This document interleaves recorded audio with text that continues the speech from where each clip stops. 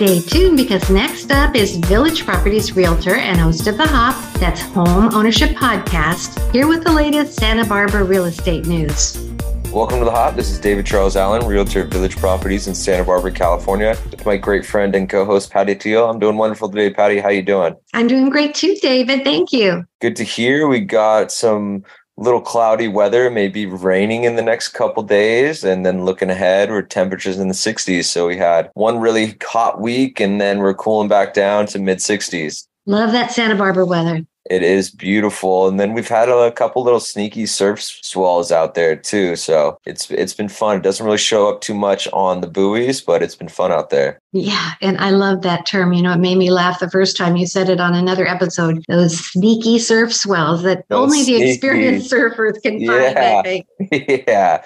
And then in terms of how the interest rates performed, slightly up since last week. So we're at 6% for 30-year jumbo and 6.125 for 30-year conforming. Wow. So they went down a little, but now they're right back up. It's good we're staying in the 6 range. And it's glad we're not in 7, 8, 9, 10. So there's a lot of fear that that's where it was headed. But some people have been telling me it's probably going to go back down towards the end of the year. It's really impossible to know. Right. Everyone's changing their mind. Yeah. And then in terms of how the listings have performed, we have 43 new listings, 14 price changes, 21 that closed, 36 that went pending, 3 back on the market, and 6 that are coming soon. So we're up in the 40s. Yeah. Yeah, I know we were getting close to the 40s, but that's a long time coming. Yeah, it's been a while. And I mean, we're in May now? So usually this happens around March or so. It's a little late, but better now than never. That's right. And then definitely still getting a lot of buyer traffic, though, as the seller market picks up. So 36 pending. So we're not really building up supply, but more things are becoming available. So it's nice to see. Yeah. So if somebody is in the market to purchase a home or to sell a home, how would they get hold of you, David? Yeah, my number is 805-617-9311, and my email is david@davidcharlesallen.com. Thank you. Yeah, any questions of the day for me?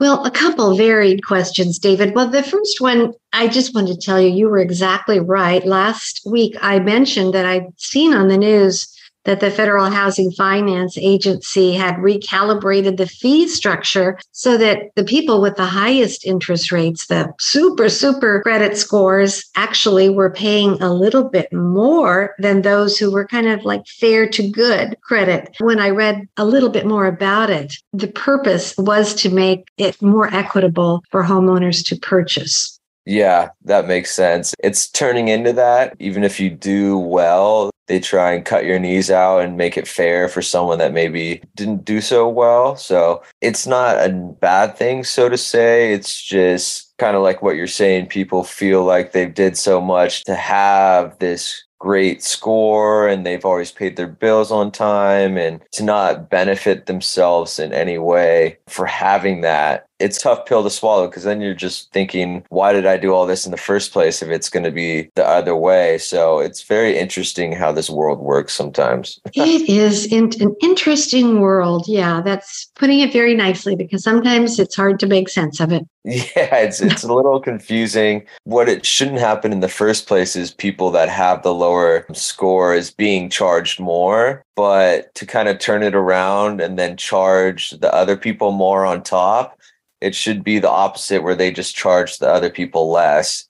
It shouldn't be the people that have the good ones get charged more. It's very weird how they kind of did it backwards, where they're like, all right, we're charging these people more, so we're going to charge other people more. It's like, oh no, we're charging these people less. How about we give these other people a little bit less? It's a little counterintuitive. I agree. So it's kind of a needling, getting the bottom line a little bit better. It seems like, I don't know. It's interesting. Yeah.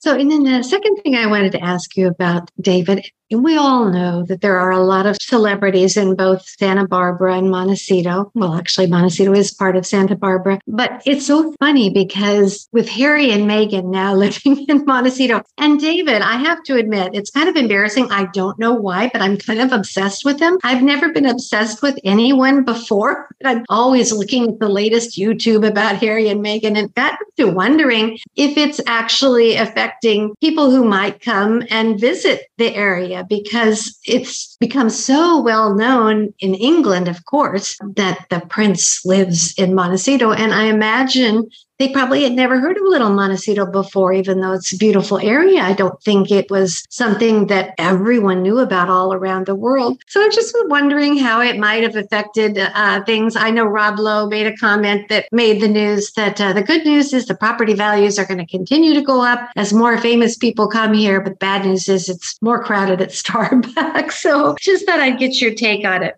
Yeah, I mean, it's hard to really gauge in terms of people coming for specific reasons. We've always had a very high rate of tourism, and it's always usually seasonal as well. But we have such good weather year round that it just depends on when other people's seasons are that might be worse. Then they come here and spend more time here. You could say that maybe some people do come here because of that, but I don't think it's a dramatic thing. And kind of like what everyone else is saying, Oprah's lived here forever. Everything's kind of been on the map. More people in the area are not too starstruck. I do understand that. Except for me, I don't know why I'm so Yeah, people that live here don't care at all. No, they really don't. In fact, they made a comment that the Tecolote bookstore in Montecito sold very few copies of Spare. So that was kind of interesting. But it could definitely, I would think, affect tourism if you're traveling from overseas in particular.